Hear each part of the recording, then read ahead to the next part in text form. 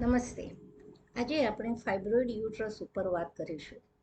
હવે ફાઇબ્રોઇડ એક પણ હોય અને ફાઇબ્રોઇડ બે ચાર પણ ગર્ભાશયમાં હોય.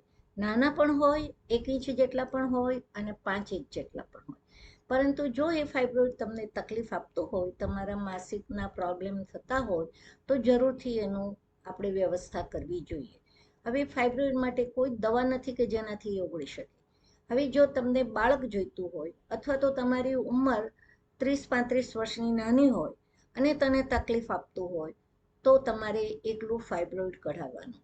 પણ જો તમારી ઉંમર 40 કે એનાથી વધારે હોય અને ફાઇબ્રોઇડ તમને તકલીફ આપતું હોય, તો ગર્ભાશયની કોથળી કઢાવો.